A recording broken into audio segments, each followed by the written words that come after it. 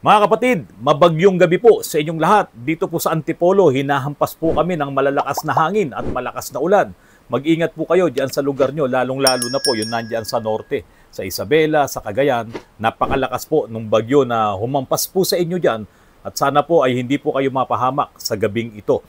Mga kapatid, bibigyan daan ko lamang po itong dalawang comments ng mga subscribers ko po dito sa channel ko po, dito sa Autoruns. Ito po ay may kinalaman sa mga piyesang binibili natin na sinasabing original, branded na piyesa, pero ang katotohanan, kahit hindi nyo bilhin yung piyesang yan, ay mayroon naman talagang original na Japan replacement din po na inyong mabibili. Ito po ay may kaugnayan doon sa vlog ko po kagabi na napakamahal po nung piyesang ipinakita ko na iyon po ang quotation na galing sa kasa. Kagabi po kasi sa vlog ko po mga kapatid, mayroon po akong ipinakitang quote po doon sa Nissan Navara D40 na ang halaga po ng back to original na fuel filter ay nagkakahalaga po ng 5,244, yung malaking fuel filter. Ngayon, meron namang katapat yan na original din na replacement na masasabi nga nating OEM din, yun din ang tawag sa kanya sa Japan. Ito po ay made in Japan na big filter. Ito po talaga yung tamang replacement po diyan po sa original na sinasabi po na Nissan brand. Ibig sabihin, branded lamang po itong filter na to, pero ang trabaho nilang dalawa ay pareho. So, ang halaga po noon ay 5,244. Pero ang halaga nung big na fuel filter ay 900 pesos lang. Meron nga pong mas mababa pa doon, nasa mga 800. Depende doon sa bibilhan nyo na auto supply. So, yung big brand po na fuel filter ay legit din naman po yan na talagang iyan po ay made in Japan. At nang mapanood nga po nung isang subscriber ko, yung vlog ko po na yon tungkol dito sa napakamahal na fuel filter po ng Nissan, ito po ang sinabi niya, Boss Randy, yan ang matagal ko nang inirereklamo. Sobrang overpriced ng mga pyesa sa kasa. Walang nagpoprotekta sa ating mga consumers dahil ang inuuna ng mga mambabatas ay mangurakot. Pagdating doon sa portion ng mangurakot, ayoko munang magsalita dyan. Napakagulo na po ng bansa natin. Hindi natin alam kung saan yan papatungo. Pati itong mga kabataan ay humahalo na dito na kasi ito naman kasing isang gobernador ay sinasabing yung mga kabataan daw ang dapat na manguna dito sa mga ganitong rally. Pero papayag ba kayo na yan ang mga Gen Z ngayon? Yung nag-riot dyan sa Manila. Sana po ay huwag tayong humantong sa ganong marahas na pagpapakita po ng ating isinisigaw sa ating gobyerno. Okay, balik po tayo dito. Matindi ang galit ni Mr. Magalit kasi po ang pangalan po nitong nag-comment po na to ay si Sir Agapito Magalit. Kaya naman pala ganun, galit na galit po siya. Sa apelyido pa lang po ay magalit na. Kaya ko po ginawa itong vlog ko po ngayon ay para maihatid po sa inyo, hindi sa lahat ng pagkakataon ay bibili kayo nung branded na pyesa. Kasi po marami akong mga vlogs nung nakaraan, lalong-lalo na sa electronics, sa mga sensors, kapag bibili kayo, hanggat maaari ay yung talagang legit, yung talagang branded, nandoon talaga yung tatak nung brand, nung sasakyan, yung gumawa ng sasakyan. Pero yan ay sa mga sensors, sa mga suction control valve, hanggat maaari, pati yung mga injectors, ko ano yung original, yun po ang bibili nyo. Pero kasi, pagdating dito sa fuel filters, napakamahal naman nung halagang 5,244 na pyesa na filter na ilalagay mo ngayon doon sa iyong makina para lang masabing malinis na ang diesel na dadaan doon. Ang problema dito sa mga D40 po na ito ay dalawa ang filters niyan. May secondary pa siya. At mahal din po yung secondary nito. Nagkakahalaga po ng 3,480. Pero kapag binili mo sa auto supply, nasa 300 pesos lang. Ganong kalaki ang kamahalan. Pero alam nyo ba mga kapatid, ito pong big na gumagawa ng mga fuel filters na to, yan po ay sa Japan mismo. At pagdating po sa technology, pagdating sa research and development, yung R&D niyan, mas magaling sila kung tutuusin diyan sa mga pyesa na may mga brand. Baka nga mamaya itong si Nissan ay nagpapagawa lang diyan sa big na yan. Di ba? Kaya nga yung mga airbag natin, yung nagka-problemang mga airbag na yun, isa lang ang gumagawa nun, yung Takata. Pero ang alam ko, pawala na po sila. So marami pong mga pyesa na ginagawa sa Japan na nagpapagawa lang din dyan itong mga malalaking kumpanya ng mga gumagawa ng pyesa. Pero wala tayong sinasabing mali doon. Kasi nga, ito namang mga pyesa na yan, lahat yan ay made in Japan. Sila yung mga sinasabi pong OEM. Ganun pa man mga kapatid, sa tagal ko na rin pong nagmimekaniko, sa dami na rin po ng naging sasakyan ko, hindi po ako naglalagay ng branded na fuel filter, maging yung mga oil filter. Talagang trusted ko na po yung big brand po na yan. Kaya po, wala naman akong na-experience na nasira ang isang makina dahil sa gumamit ng maling filter or gumamit ng ibang brand ng filter. Kasi big brand po talaga ang inilalagay ko kasi made in Japan naman yan. Ngayon, kung mayroong nasirang makina or mayroong nasirang mga injectors at ang sisisihin ay yung fuel filter, baka mamaya ilang taon na hindi ka pa rin kasi napapalit ng fuel filter mo. Talaga namang dapat yan ay pinapalitan, depende doon sa kilometrahe na tinakbo. Itong mga fuel filter ng Nissan, Patrol, Navara, maging yung Urban, yan ay kadalasan mayroon silang dalawang filters. Mayroong primary at mayroong secondary. Alam nyo, marami ang sumasakit ang bulsa dito sa filters na to. Kasi nga, napakamahal naman po talaga. 5,244 at isang 3,480. Kung yan ay papalitan nyo ng sabay, doon pa lang, halos 9,000 na ang magagastos nyo. Meron pa kayong babayaran na labor sa mekaniko. Kaya ang mangyayari ngayon, kapag ka low budget, sige, doon ka na lamang sa BIC. Yung dalawa na yon, pwede mong palitan ng BIC yun. At nasa mga 1,200 pesos lang ang magagastos mo. Ngayon, eto na. Ang kadalasan na nauubusan ng pera, yung mga may-ari nitong mga sasakyan na to, itong mga Nissan na to, kasi nga po, kapag dumating yung problema na nagkaroon sila ng low power, kapag dinala mo yan sa shop, sa mga mekaniko, ang unang-unang sasabihin ng mekaniko, ito po, kalakaran na to, kapag ka nagkaroon ka ng low power, palitan mo ang fuel filter. Maging yung mga bagong sasakyan ngayon kahit yung mga Mitsubishi, mga Fortuner, una nilang chinecheck dyan ay yung fuel filter. Ngayon, kung first time na nagka-problema sa low power ang engine mo, pumunta ka ngayon sa shop, talagang yan ang unang-unang tatargetin ng mekaniko. Kaso eto, pwede ka naman talagang gumamit ng BIC, yung replacement, yung OEM. So, isang 900 saka isang 300 sa 1,200. Kaso ang problema, napalitan mo na yung filter. Hindi pa rin okay. Low power ka pa rin. Ito ngayon ang sasabihin ng mekaniko, Sir, kailangan kasi original. Kasi yun ang talagang maganda para sa makina mo. Kailangan bumili ka ng original. O di, meron ka ng naunang 1,200. Tapos ngayon, bibili ka ngayon ng original na ang isa ay 5,244, ang secondary ay 3,840, bibilin mo yung dalawa na yon, doon pa lang ay aabot ka na kasama yung 900 na BIC na unang inalis mo ng 9,984 plus yung 300 pesos na secondary filter ay aabot ka na ng 10,300 or 10,200 pesos. Biro mo, napakalaking pera na nun. Pagkatapos nun, napalitan mo na, hindi pa rin gumana. Low power pa rin ang iyong sasakyan. Kasi nga po, para ba kasi nga nakagawian na nung karamihan ng mga mekaniko na kapag ka po nagkaroon ka ng ganyang issues, palitan mo muna yung filter. Ala chamba, kaso mahal kapag ka original. Ako, kung halimbawa pinalitan ko ng BIC, yung replacement lang, doon sa dalawa na yun, low power pa rin yun, hindi na ako magpapabili ng original. Kasi ang susunod na titignan ko na doon ay yung mga injectors. Kaya nga po sa mga vlogs ko, unahin nyo yung mga injectors. Kasi kapag kaiyan ay nagkaroon ng problema, hindi naman yung nagbara. Talagang nagkaroon ng problema yung mga solenoid niyan at hindi na magandang bumuga. At dahil nga yung mga needle niyan, yung tip niyan, yung mga injectors tip na yan, talagang nakadarang sa apo yan, pwedeng magkarbon yan, pwedeng mabarahan yung mga maliliit na butas, mga gakarayom na butas doon sa injectors, at iyon ang isang pwedeng mag-cause ng low power. Hindi ko uunahin palitan yung mga filters. Uunahin ko talaga yung mga injectors kasi meron naman akong pan-testing ng injectors dito. Yun lang din ang advantage po natin sa ibang mga mekaniko na wala silang pan-testing. Pero pwede mo namang ipatest, mura lang naman magpatest ng injectors kung wala ka ng mga tester. So ngayon, eto na. Kapag ka hindi pa rin nila nadali doon sa dalawang filters na nakapagpalit na sila ng original, eto ngayon ang mabigat. Pati ngayon yung mga sensors, pinapabili nila.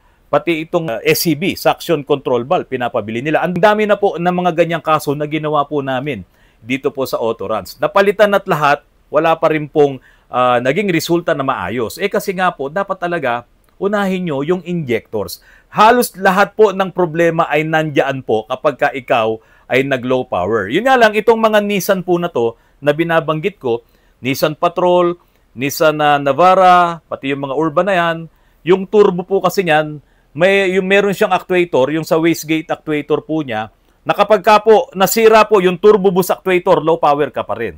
Na kapag ka naputol yung vacuum hose doon sa pinaka-diaphragm na humihila doon sa wastegate ng turbo para magsara siya, maglo-low power ka pa rin.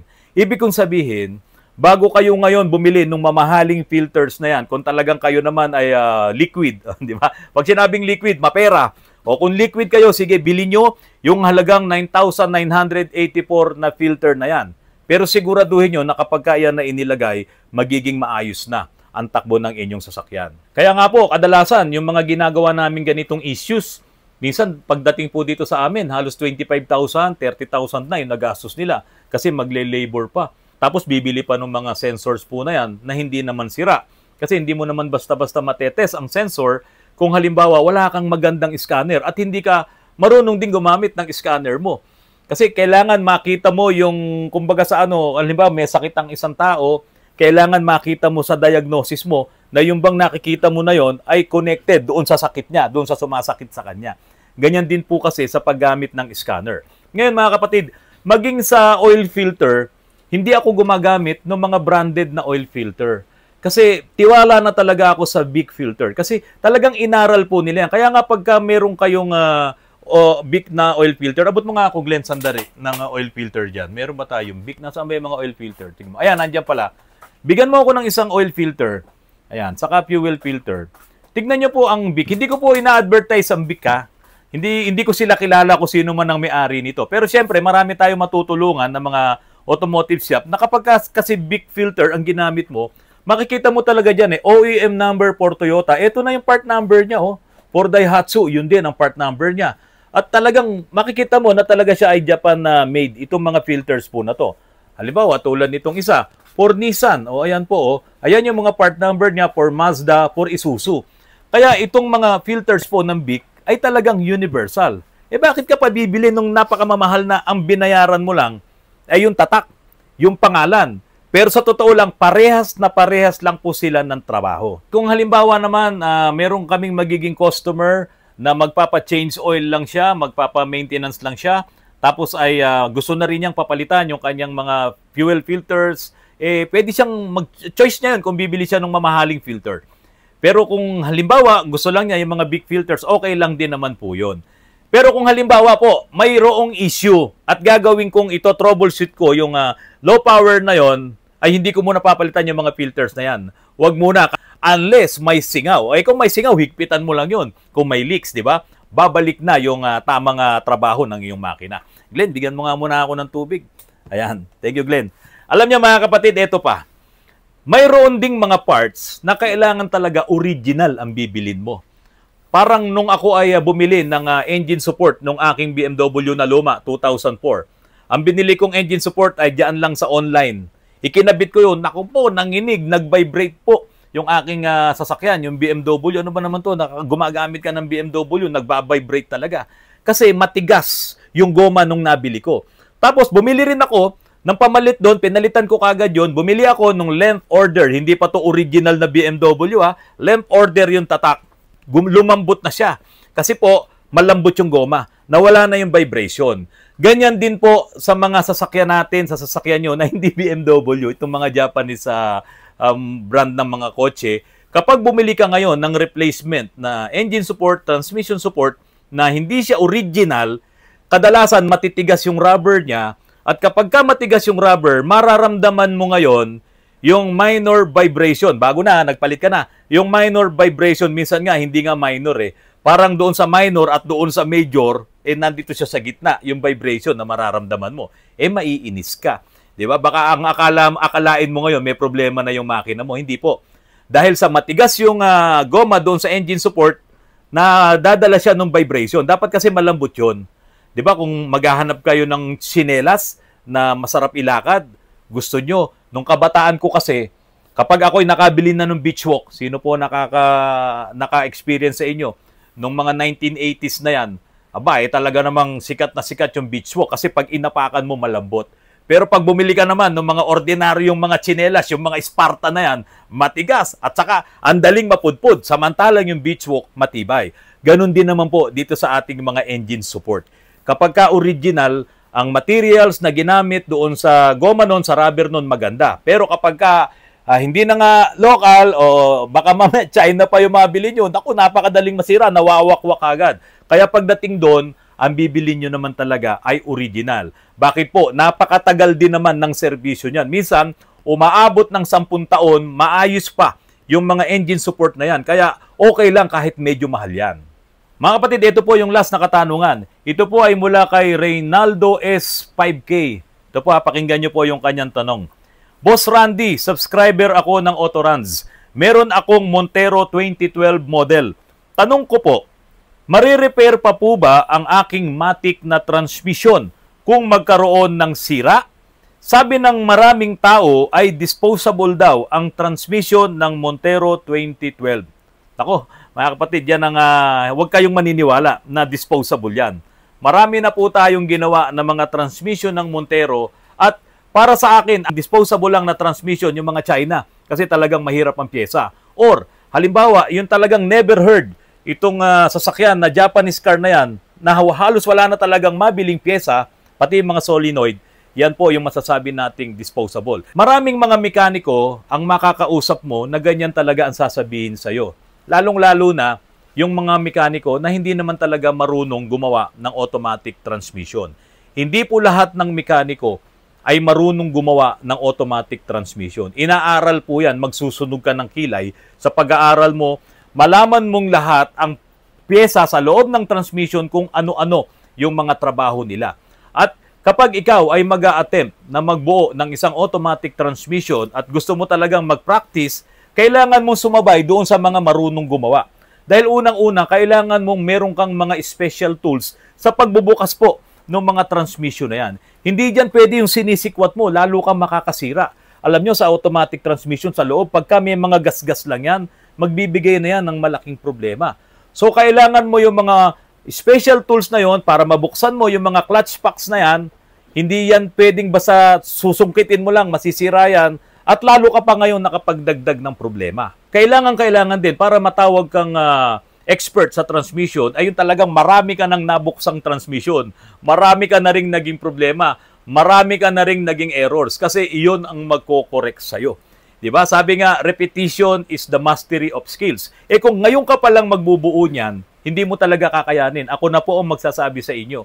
Kaya nga marami pang kumokontra doon sa mga vlogs ko tungkol sa automatic transmission na ilagay mo lang sa drive, mamreno ka lang, huwag ka nang palipat-lipat, drive neutral. Kasi alam namin kung ano ang mga masisira kapag ganun ang naging attitude nyo sa inyong pagmamaneho. Ngayon, yung mga bulitas na nandyan sa automatic transmission, napaka-importante po nun. Kadalasan, kapag ka makikialam ka ngayon, nabubuksan mo na, ibababa mo na yung valve body ng automatic transmission, meron pong ganyan magpapalit, kunwari sila ng gasket, lilinisin nila. Hindi nila alam, may bulitas na mahuhulog doon kapag ka binuksan yung valve body. At kapag ka nahulog yun, hindi mo na alam kung saan ilalagay yun. Yung pa namang valve body ng automatic transmission, parang mesh yan Ang dami niyan, ganyan. Hindi mo alam kung saan ngayon nakalocate or saan mo ilalagay yung bulitas na yun. At pag nangyari yun, hindi mo na mapapagana ang iyong automatic transmission. At sa loob ng automatic transmission, may mga special bearings po dyan. At yung mga bearings na yun, pwede mong makabit ng baliktaran. Pero yung mga bearings na yun, meron dyan one-way bearing na kapag ka naikabit mo ng baliktad, hindi nagagana ang iyong transmission. Kasi baliktad na yung ikot niya, mawawalan ka na ng pressure. So, isa po yan sa mga dapat tandaan nung mag-a-attempt na mag-aral na magbuo ng mga automatic transmission. Maging yung mga linings na bibilin mo, yung mga rebuilding kit, nakikita nung marami dyan, mga mekaniko, bumibili kami ng rebuilding kit at sila rin, alam nila yan. Ang ginagawa nila sa rebuilding kit, basta iksasalansan nila yon ng ganun-ganun na lang. Hindi nila alam, may mga sukat po yan. Hindi pwedeng sobra, hindi sobrang kapal, hindi rin pwedeng sobrang nipis. Hindi pwedeng sobrang higpit, maninikit po ang inyong automatic transmission na kahit hindi na naka-engage sa drive, abay umiikot pa, masisira, susunugin po ang mga linings niyan. So ibig sabihin, talagang yan ay may tamang sukat, may tamang formula. Ganun na lang ang sabihin natin. Hindi pwedeng, pag binuksan mo, binidyo mo lang, tapos ibabalik mo, yun na. Hindi po yun. Kailangan talaga aral na aral ka para bubuin mo itong mga automatic transmission. Lalo na ngayon, halos karamihan ng mga automatic transmission, electronic na. Merong transmission, yan mga Ford, ay nandoon na sa loob yung kanyang TCM, yung kanyang module. Meron namang mga transmission, yung medyo nauna ng konti, nasa labas yung mga module, kaya kahit na mag-overheat yung kanilang transmission, hindi nadadamay. Ito ngang mga Nissan Calibre na napakamahal ng kanyang valve body kasi yung module nandoon mismo sa loob ng transmission na kapag nag-overheat, masisira ngayon yung isang sensor sa loob ng module na yon, hindi naman siya repairable. Bibili ka ngayon ng bagong valve body na ang hirap pong makabili. Sa dami ngayon ng nasisirang Calibre, yung kanilang transmission, nauubusan si kasa ng stock.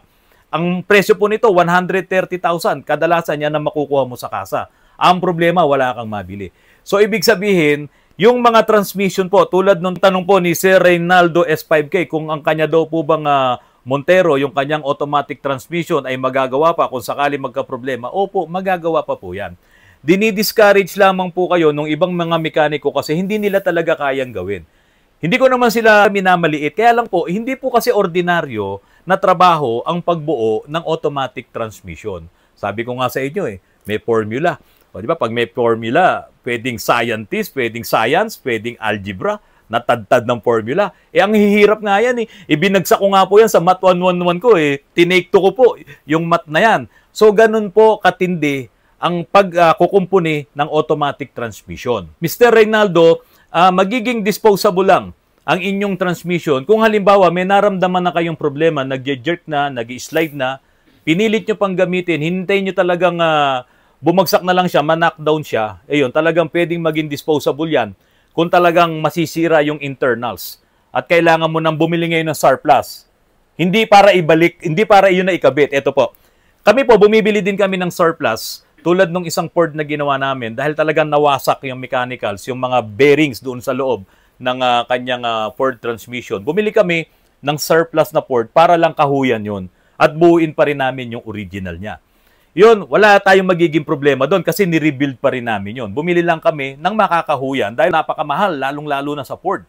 Sa Montero, may mabibili ka dyan May mga surplus yan, pero dapat ipare-rebuild mo rin para maging reliable at maging mas matibay at hindi ka malalagay sa alanganin kung gamitin mo man yan sa mga akyatin at sa mga malalayong lugar. So magiging disposable lang yan kung ang may-ari ay magiging pabayarin po sa inyong sasakyan. Mga kapatid, sana po nakatulong ito pong vlog ko po sa inyo na tulad po doon sa pagbili ng mga filters. No? Kapag bumili kayo niyan, meron pang ibang brand na mga US, okay lang yun. Kasi pagdating naman sa filters, aral na aral naman sila sa paggawa ng mga yan. Sabi nga, piece of cake sa kanila to At ang maganda sa mga big filters, talagang yung kanilang ginagamit ng mga materials dyan, naka-design doon dahil ito talaga ang kanilang main product. Maging yung ibang mga US brand na nabibili po sa mga auto supply. Okay lang po yun. Ngayon, kung talagang liquid kayo, sabi ko nga, talagang marami kayong pera, walang problema, puro originals po ang inyong bilhin. Mga kapatid, masyadong malakas ang ulan ngayon. Sana po hindi kayo mapahamak at sana po wag na kayong maglalayo, lalo na ngayong gabing-gabi na. Manatili na lamang po tayo sa bahay at yung mga anak po natin, bantayan po natin. I-keep natin sila sa ating tahanan, payuhan natin sila para hindi sila maparis doon sa mga nakakulong ngayon na nag-riot diyan po sa Manila. Mga kapatid, maraming salamat po. Magandang gabi po sa inyong lahat.